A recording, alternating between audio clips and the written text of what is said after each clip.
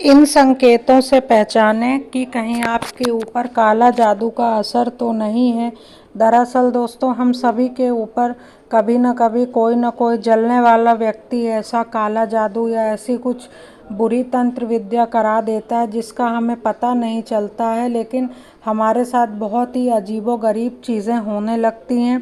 तंत्र मंत्र और काला जादू का चलन सदियों से चलता आ रहा है। इसके सदुपयोग से ज़्यादा दुरुपयोग की बात सामने आती है। अमूमन काला जादू या तंत्र या टोटके का प्रयोग अपने दुश्मन पर विजय पाने के लिए करते हैं। साथ ही साथ किसी को अपने वश में करने के लिए भी तंत्र मंत्र का सहारा लिया जाता है। किसी पर काला जादू या टोना टोटका का प्रयोग किया गया है या नहीं, इसे कुछ संकेतों द्वारा मालूम किया जाता है। शकुन शास्त्र के मुताबिक इन संकेतों के बारे में विस्तार से बात करते हैं। जिस व्यक्ति पर टोने टोटका या काला जादू किया होगा वह व्यक्ति स्वयं पर काबू नहीं रख पाएगा और अजीबोगरीब हरकतें करने लगेगा। साथ ही साथ घर में जब कोई बिना कारण अचानक ही बीमार रहने लगे तो उसे समझ जाइए कि काले जादू का असर है। और जब हम रिपोर्ट वगैरह कराते हैं डॉक्टर के पास जाके तो सब कुछ नॉर्मल आता है, लेकिन व्यक्ति कंटिन्यूअसली बीमार रहता है तो ये भी एक काले जादू का लक्षण है।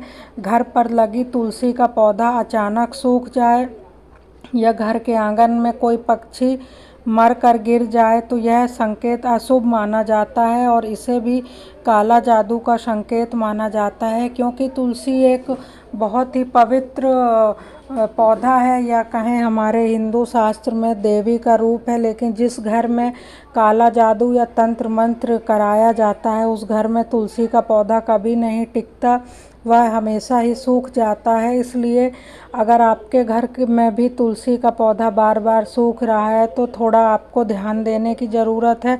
व्यक्ति के स्वभाव में अचानक से परिवर्तन होने लगता है और वह हर कार्य को सही बताने लगता है, तो यह भी आप समझ लें कि उस व्यक्ति पर काले जादू का असर है। या संक्षिप्त में समझे कि वह व्यक्ति मानसिक रूप से अपना संतुलन खोने लगता है और हर बात को अपनी ही बात मनवाने में लग जाता है। उस चीज़ में हम कह सकते हैं कि काले जादू का असर है।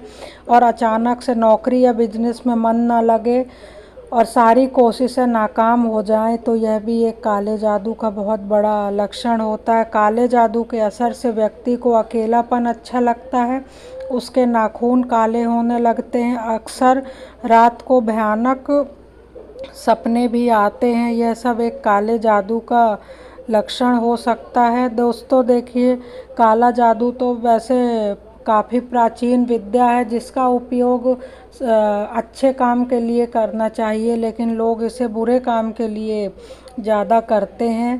तो इसलिए इस काले जादू विद्या से बचना चाहिए और हमें अपने घर के आसपास भी ऐसा कुछ चेक कर लेना चाहिए कि कुछ ऐसी अनवांटेड चीज़ रखी तो नहीं है या दबी तो नहीं है, क्योंकि ये सब भी काले जादू का संकेत होती हैं।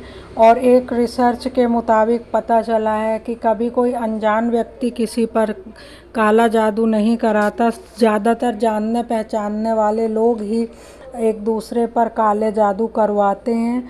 साथ ही साथ यह काला जादू इतनी भयानक विद्या है कि लोगों की जान लेकर छोड़ती है। काला जादू में ही एक विद्या आती है वुडू।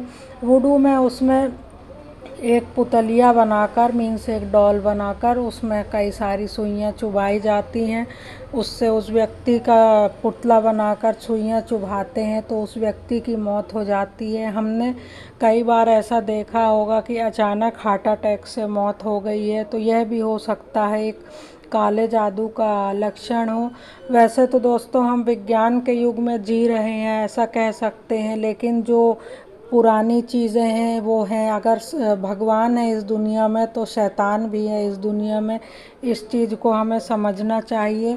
अब अगर बात करें काला जादू से बचने के उपाय, तो सबसे बेस्ट उपाय है भगवत पूजन और भगवान की आराधना करना। आपको रेगुलर भगवान का पूजा पाठ अगर आप करते हैं, अपने घर में सुबह शाम दीपक जलाते हैं, भगवान की आराधना करते हैं, हनुमान जी का सुंदर कांड करते हैं, हनुमान चालीसा पढ़ते हैं, तो आपको भूत प्रेत जैसी बाधा, तंत्र मंत्र ये सब नहीं आएगा आपके ऊपर, कभी असर नहीं कर सकता है। और इसके अलावा और कोई दूसरा उपाय नहीं है। भगवत पूजन और भजन मार्ग ही है जिससे हम काले जादू तंत्र मंत्र से बच सकते हैं।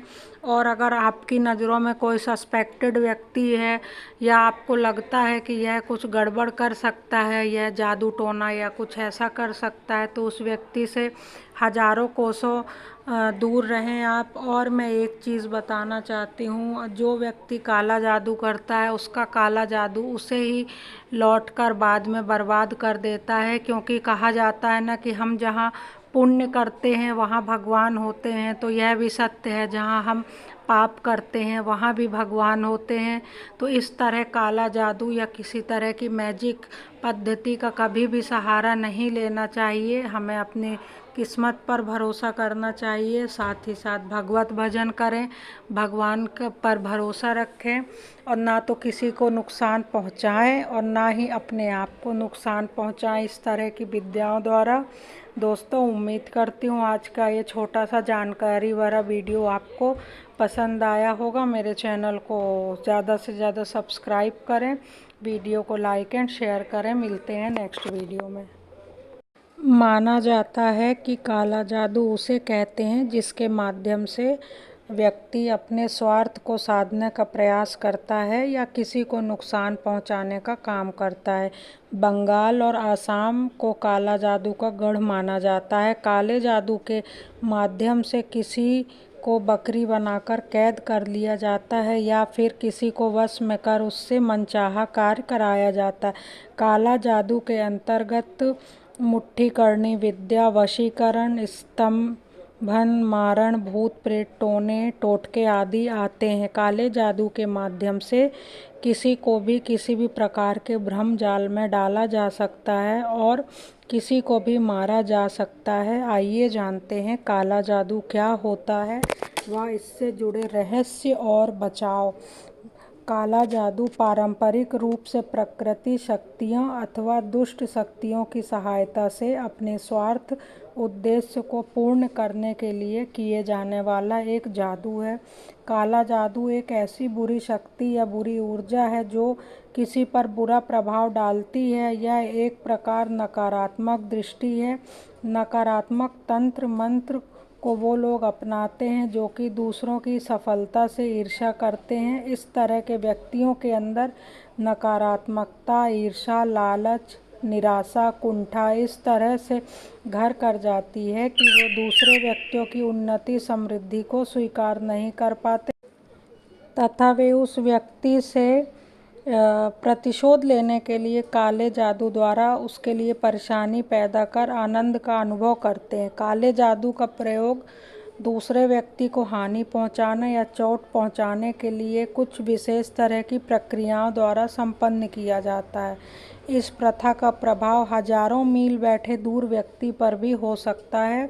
धर्मशास्त्रों के अनुसार काले जादू को अभिचर नाम से भी जाना जाता है, अर्थात ऐसा तंत्र मंत्र जिससे नकारात्मक शक्तियों को जागृत किया जाता है। काला जादू अर्थात नकारात्मक तंत्र मंत्र का उद्देश्य किसी व्यक्ति को उस स्थान से भगाना, उसे परेशान करना, अपने वश में करके उसे इस्तेमाल करना या उसे बर्बाद करना होता है। हालांकि इनकी सच्चाई के बारे में कोई नहीं जानता। कुछ लोग मानते हैं कि काला जादू होता है और कुछ लोग इसे वहम मानते हैं। यह आज भी एक रहस्य का विषय है। जानकारों का मानना यह है कि काला जादू कुछ नहीं, बस एक बंच ऑफ एनर्जी है जो दूसरे स्थान से दूसरे स्थान तक भेजा जा सकता है, या कहें एक इंसान के द्वारा दूसरे इंसान पर भेजा जाता है। इसे लॉ ऑफ कन्वर्जेशन एनर्जी से समझा जा सकता है। इसके अनुसार एनर्जी में be transferred from one form to another but it can not be created और डिस्ट्रॉय। हिंदी में कहा जाए तो ऊर्जा ना ही पैदा की जा सकती है और ना ही इसे ख़त्म की जा सकती है। इसे एक स्वरूप से दूसरे स्वरूप में बदला जा सकता है। यदि ऊर्जा का सकारात्मक इस्तेमाल है तो नकारात्मक इस्तेमाल भी है। सनातन धर्म का अथर्ववेद सिर्फ सकारात्मक और नकारात्मक चीज़ों के लिए ऊर्जाओं के इस्तेमाल के बारे में ही जानकारी देता है। आपको यह समझना होगा कि ऊर्जा सिर्फ ऊर्जा होती है, वह ना तो दैवीय होती है ना शैतानी होती है। आप उसे कुछ भी बना सकते हैं, देवता या शैतान। ऊर्जा बिजली की तरह होती है। क्या बिजली दैवीय या शैतानी, अच्छी बुरी होती है? जब वह आपके घर को रोशन करती है तो वह दिव्य होती है। गीता में कहा गया है कि अर्जुन ने भी कृष्ण से यही सवाल किया था कि आपका कहना यही है कि ऊर्जा एक ही चीज़ से बनी है और हर चीज़ दैवीय है, और अगर वही देवत्व दुर्योधन में भी है तो वह ऐसे काम क्यों कर रहा है? कृष्ण ने जवाब दिया, ईश्वर निर्गुण है इसलिए दिव्यता निर्गुण है, अर्थात अपना कोई गुण नहीं। इसका अर्थात यह है कि वह बस विशुद्ध ऊर्जा है। आप उसे कुछ भी बना सकते हैं। जो बाघ आपको खाने आता है उसमें भी वही ऊर्जा है, और कोई देवता जो आपको बचा सकता है उसमें भी वही ऊर्जा है, बस वो अलग अलग तरीक़ों से काम करती है। साथ ही साथ काला जादू कैसे होता है? काला जादू बहुत ही तरह से होता है। इसका किसी दिन विस्तार से वीडियो बनाएंगे। और साथ ही साथ बचाव की बात करें तो रोज़ हनुमान चालीसा का पाठ करना चाहिए। हर मंगलवार को हनुमान जी के मंदिर ज़रूर जाएं। काले जादू से बचने के लिए अपने घर में गौमूत्र और गंगा जल का छिड़काव अवश्य करें। साथ ही साथ वेद पाठ करें, सुबह शाम धूप दीप कपूर आदि जलाएं और घी गुड़ का भोग भगवान को लगाएं। साथ ही साथ हवन आदि यज्ञ करें, भगवत आराधना करें। भगवान गणेश को एक सुपारी रोज़ चढ़ाएं, एक कटोरी चावल किसी भिखारी को दान दें। इससे भूत प्रेत या काला जादू का असर ख़त्म हो जाता है। सामान्यतः बुरी नज़र से बचाव के लिए, काला जादू से बचाव के लिए काजल का भी प्रयोग किया जा सकता है।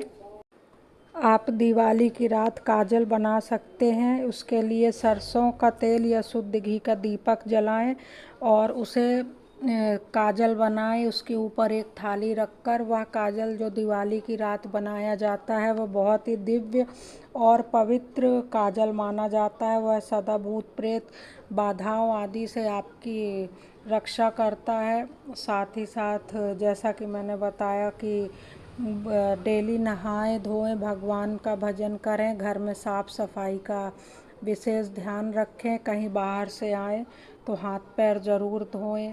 और इन सब रेमेडीज़ से आपको काला जादू से भी डेफिनेटली छुटकारा मिल जाएगा। और जैसे कि मैंने पहले बताया कि काला जादू एक बहुत ही खतरनाक विद्या है, इसीलिए ना तो हमें इसका उपयोग करना चाहिए, ना खुद को नुकसान पहुंचाना चाहिए, ना किसी और